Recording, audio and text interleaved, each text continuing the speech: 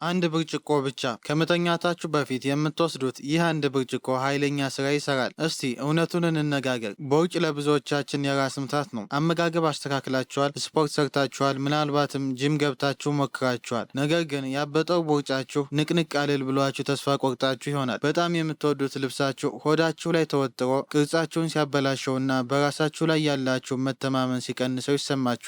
ዛሬ ግን አንድ የምስራች አለኝ። ይህ የምነግራችሁ ዘዴ ብዙ ድካም አይጠይቅም። ውድ የሆነ መድኃኒቶችን መግዛት አያስፈልግም። በቤታችሁ ባሉ ነገሮች ብቻ የሚዘጋጅ ነው። ዋናው ሚስጥር ግን ያለው ምን ትጠጣላችሁ የሚለው ላይ ብቻ ሳይሆን እንዴትና መቼ ትጠጣላችሁ የሚለው ላይ ነው። ይህ ዘዴ ፈጣን ነው። ይህ ዘዴ ውጤታማ ነው። ግን አንድ ቅድመ ሁኔታ አለው። ይህ ውጤት ለማግኘት ሰውነታችሁ ውስጥ የተደበቀ አንድ ሚስጥራዊ ቁልፍ አለ። እሱን ካልፈታችሁት ምንም ብታደርጉ ለውጥ አታገኙም። ስለዚህ ቪዲዮውን እስከ መጨረሻው በጥንቃቄ ተከታተሉ። በመሃል ላይ የምነግራችሁ አንድ ሳይንሳዊ ሚስጥር አለ። እሱን ካወቃችሁ በኋላ ነው ሁሉም ነገር ትርጉም የሚሰጣችሁ። አሁን ቀጥታ ወደ ጉዳዩ እንግባ። ቦርጭን ለማጥፋት ስናስብ መጀመሪያ ጠላታችንን ማወቅ አለብን። ብዙ ሰዎች ቦርጭ የሚፈጠረው ብዙ ስለበላን ነው ብለው ያስባሉ። ይሄ ግማሽ እውነት ነው። ሙሉ እውነት ግን ሰውነታቸው ውስጥ የሚገኝ አንድ አለቃ አለ። ለጊዜው ስሙን ከመናገሬ በፊት ይህንን አለቃ በቀላሉ እንዲገባችሁ መዝጊያ ከፋች ልበለው። ነገሩ እንዲህ ነው። ሰውነታችን ልክ እንደ አንድ መንታ መንገድ ነው። አንደኛው መንገድ ስብ ማከማቻ ሲሆን፣ ሁለተኛው መንገድ ደግሞ ስብ ማቃጠል ነው። ታዲያ የገባው ምግብ በየትኛው መንገድ መሄድ እንዳለበት የሚወስነው ይሄው መዝጊያ ከፋች ነው። እስኪ አስቡት። ልክ ምግብ ስትበሉ ይህ መዝጊያ ከፋች ይነሳና መንገዱን ይለውጠዋል። ወዴት?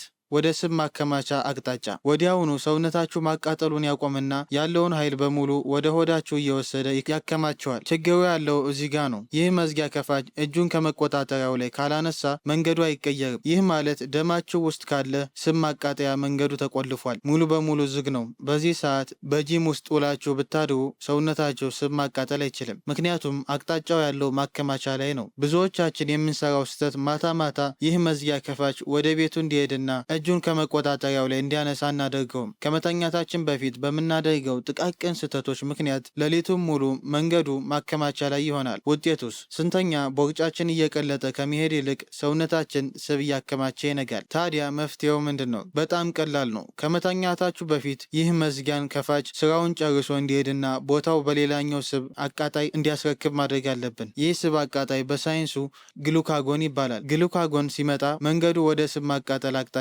ይለወጣል። ያኔ ነው ተኝታችሁ ስብ የሚቃጠለው። ይህ በሰውነታችሁ ውስጥ ስብ እንዲከማች መንገዱን የሚቆልፈው አለቃ ደግሞ ስሙ ኢንሱሊን ይባላል። ኢንሱሊንን አሸንፋችሁ በግሉካጎንና ዛሬ በማሳያችሁ መጠጥ አማካኝነት በምተኙበት ጊዜ ስብን ለማቃጠል ከፈለጋችሁ እነዚህን 5 ስህተቶች በመጀመሪያ ማስተካከል አለባችሁ። ስህተት 1፣ ብዙዎቻችን ከመተኛታችን በፊት ቀለል ያለ ነገር ልቅመስ ብለን እንቀማምሳለን። ይሄ ምንም አያደርገንም ብለን እናስባለን። አስታውሱ፣ የሰጣችሁት ምግብ ትንሽ ይሁን ትልቅ ኢንሱሊን ስራውን ይጀምራል። ልክ አንድ ነገር እንደቀመሳችሁ ኢንሱሊን አሃ ስራ መጣ ብሎ ይነሳል። ልክ ሲነሳ ስብ የማቃጠሉ ሂደት ይቆማል። ማታ ስተኙ ሰውነታችሁ ራሱን መጠገንና ስብ ማቅለጥ ሲገባው በቀመሳችሁት ምግብ ምክንያት ለመፍጨት ሲታገል ያድራል። ከመተኛታችሁ በፊት ቢያንስ ከ3 ወይም ከ4 ሰዓት በፊት ምግብ አቁሙ። ከምሽቱ 3 ሰዓት ላይ የምተኙ ከሆነ ከ12 ሰዓት እስከ 1 ሰዓት ባለው ሰዓት መካከል ተመገቡ። ከዛ በኋላ ምንም ነገር አትብሉ። ይህ የሰውነታችሁ ኢንሱሊን መጠን ወደ 0 እንዲወርድና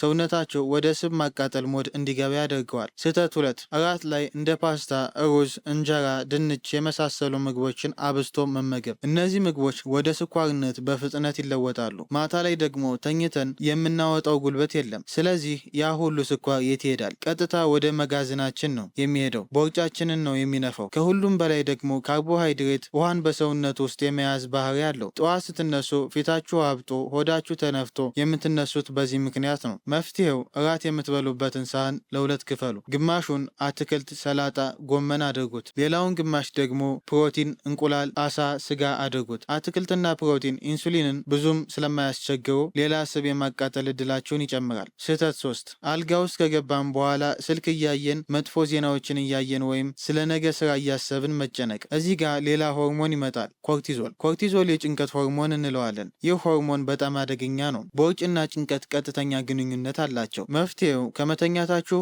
ከ1 ሰዓት በፊት ስልካችሁን መጠቀም አቁሙ። ምክንያቱም ከስልኩ የሚመጣው ብሉ ላይት እንቅልፍ ይነሳል። በምትኩ ሰውነታችሁ ወደ መረጋጋት ሞድ የሚያስገባ የ4-8 አተነፋፈስ ልምምድ አድርጉ። ይህ ልምምድ የልብ ትርታችሁን ያረጋጋል፣ ጭንቀትን ይቀንሳል፣ ለጥልቅ እንቅልፍ ያዘጋጃችኋል። አሰራሩ እንዲህ ነው። ቀኝ እጃችሁን ደረታችሁ ላይ፣ ግራ እጃችሁን ደግሞ ሆዳችሁ ላይ አድርጉ። አንደኛ፣ ሆዳችሁ እስኪነፋ ድረስ ለ4 ሰከንድ አየር ወደ ውስጥ አስገቡ። መተንፈስ የሚቻለው በአፍንጫ ብቻ ነው። ሁለተኛ፣ በመቀጠል ሆዳችሁን ቀስ ብሎ እስኪገባ ድረስ ለ8 ሰከንድ አየሩን መልሳችሁ አስወጡ። ይህንን ለ5 ደቂቃ ብቻ ማድረጋችሁ ኮርቲዞልን ቀንሶ ሰውነታችሁ ስብ ማቃጠል እንዲጀምር ትልቅ በር ይከፍታል። ስህተት 4 የእንቅልፍ ሰዓት ማዛባት። ከሌሊቱ 7 ሰዓት ወይም 8 ሰዓት መተኛት። በቀን ውስጥ ከ5 ሰዓት በታች መተኛት። እንቅልፍ ሲያጥረን ግሪሊን የተባለ የምግብ ፍላጎትን የሚጨምር ሆርሞን ይነሳል። ለዚህ ነው እንቅልፍ ያጣ ሰው ጠዋት ሲነሳ ጣፋጭና የካርቦሃይድሬት ምግብ የመብላት ፍላጎት የሚጨምረው። በቂ እንቅልፍ ከሌለ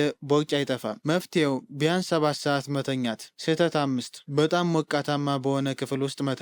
ሰውነታችን ሲበርደው ራሱን ለማሞቅ ስብ ያቃጥላል። በጣም ሙቀት ከሆነ ግን ይህ ሂደት ይቆማል። መፍትሄው የመኝታ ክፍላችሁን በትንሹ ቀዝቃዝ ማለት አለበት፣ ወይንም በቀላሉ ከመተኛታችሁ በፊት ለትንሽ ጊዜ መስኮት ክፈቱ። አሁን የተከማቸው ስብ ለማቅለጥ ተዘጋጅተናል። ስህተታችሁን አውቃችኋል። በመቀጠል የምናየው ተኝታችሁ እያለ ሰውነታችሁ ስብን በራሱ እንዲያቀልጥ የሚያደርገውን መጠጥ ነው። አሁን መጠጡን እናዘጋጅ። ይህን መጠጥ 2 ዋና ዋና ነገሮችን ይይዛል። አንደኛ ቀረፋ፣ ሁለተኛ ደግሞ ማር ነው። ግን ተጠንቀቁ፣ አዘገጃጀቱ ላይ የምትሰሩት አንድ ትንሽ ስህተት መጠጡን ወደ መርዝነት ወይም ጥቅም አልባነት ሊቀይረው ይችላል። በጥንቃቄ ተከታተሉ። እዚህ ጋር ማሳሰብ የምፈልገው የስኳር በሽታ ዲያቢተስ ካለባችሁ ማሩን ከመጠቀማችሁ በፊት ሐኪማችሁን ማማከር እንዳለባችሁ እንዳትረሱ። ምክንያቱም ለእናንተ የሚሆን የራሱ የሆነ አመጋገብ ስለሚኖራቸው ጥንቃቄ ማድረግ ያስፈልጋል። አዘገጃጀቱ እንዲህ ነው። ደረጃ 1 የሻይ ማንኪያ የተፈጨ ቀረፋ ንጹህ ብርጭቆ ውስጥ ጨምሩ።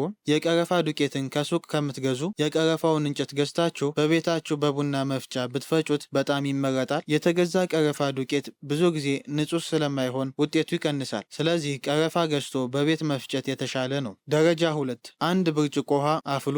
ደረጃ 3 የፈላ ውሃ ቀረፋው ላይ ጨምሩበትና በደንብ አማስሉት። ደረጃ 4 በጣም ወሳኙ ክፍል ይሄ ነው። ክዳኑን ገጥማችሁ ለ30 ደቂቃ ያህል እንዲቀዘቅዝ ተውት። ማስጠንቀቂያ፣ ውሃው በጣም እንደፈላ ማሩን እንዳትጨምሩበት። ትኩስ ውሃ የማርን ተፈጥሯዊ ኢንዛይም ይገላቸዋል፣ ጥቅሙንም ያጠፈዋል።